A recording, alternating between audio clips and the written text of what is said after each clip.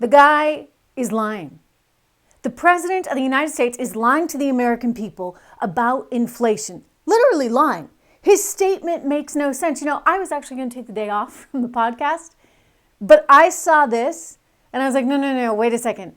This is something we have to talk about. This is something I have to call him out on because you know what? Numbers are numbers. And you can't make them up, Joe. Hello, everyone. Welcome to the Trish Regan Show. I am Trish. Let me share with you. By the way, inflation, miserable. Again, highest rate since, June 1982. An increase in consumer prices of 7%. We're all paying more for everything right now. Absolutely everything. And he's trying to spin it. He actually wants you to believe prices are going down when they're going up. He said, today's report, which shows a meaningful reduction in headline inflation over the last month, I don't think so. It went from 6.8 to 7. That would be a 0.2% increase, Joe, if you ever went to math class.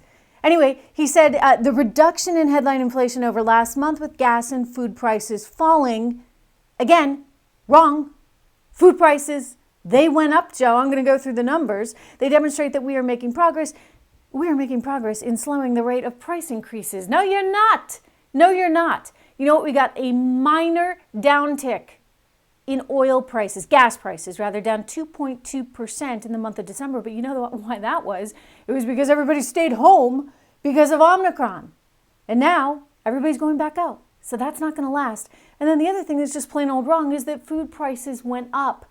Food prices went up in the month of December, and this guy in the White House is trying to tell the American public that they went down. I mean, that is just actually a lie. I get that this team believes that you can spin your way into success.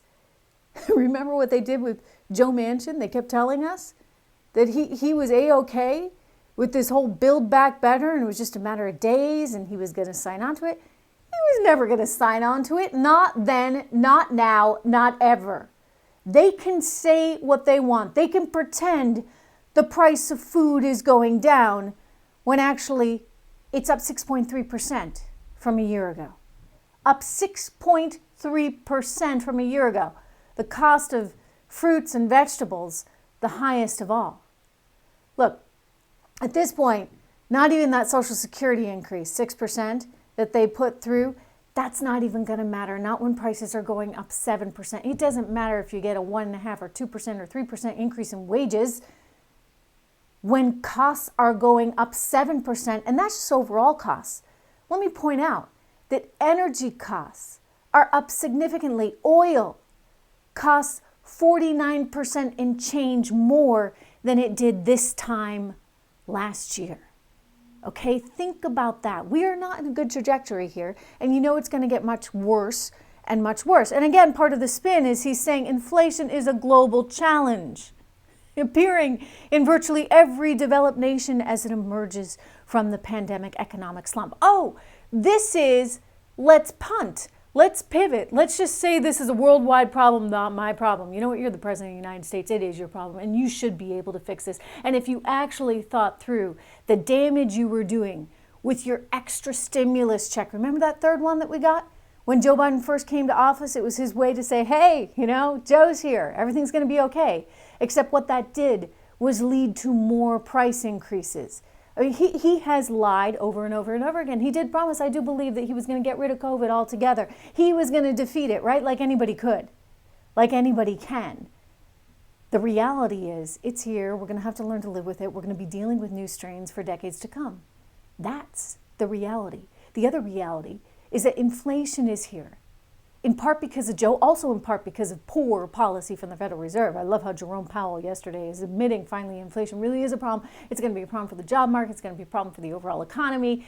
I mean, they could have moved maybe 7 months ago, 8 months ago on interest rates. They could have moved to reduce their bond buying, but they didn't do it. I don't know why. Maybe they wanted to give Joe a little bit of a honeymoon. So much for that. Look at his poll numbers. His poll numbers are miserably bad, so bad that the Democrat Party is actually considering running Hillary Clinton again. I mean, if that doesn't tell you everything that you need to know right now about how poorly he is performing, I don't know what actually does. I mean, I guess Hillary's better than Kamala. That's what they're thinking. But this is what you call the talk of a desperate crowd. You know what? They don't have to be desperate. If this guy would actually do what mainstream Americans want, which is get our economy back on track and stop with the progressive nuttiness that got us here in the first place, including this move now. Oh, I see, you're a racist if you do not support the Voting Rights Act and the filibuster and everything that Schumer is trying to do. Listen, I mean, not even his own party buys it that he's totally committed to quote unquote racial equality, whatever that is. Because I mean, when I look at what has happened to our country and I look at critical race theory and the assumptions that so many in the Democrat Party want to make about minorities, I'm really troubled by it because it tells me we are going back decades. They are assuming that because of the color of your skin that somehow you are not as capable. Think about how wrong that is. I told you last week about how the state of New York was prioritizing antibody treatments for COVID based on race. They actually have a document that they put out, the health department, saying that they consider race, if you are non-white or Latino, to be a pre-qualifier. It puts you first on the list because historically you've been at a disadvantage. Think about that. They are trying to use race right now to bump people up for health care.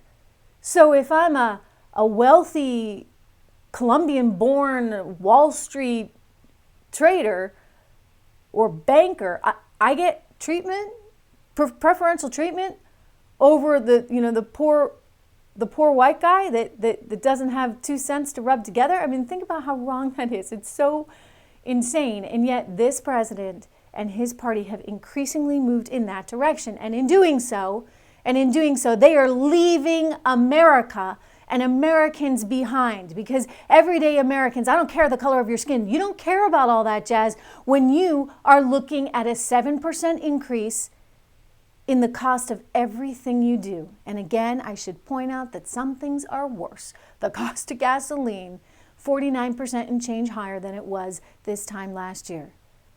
So don't sit there and lie to me or to lie to Americans. It is just so blatantly wrong.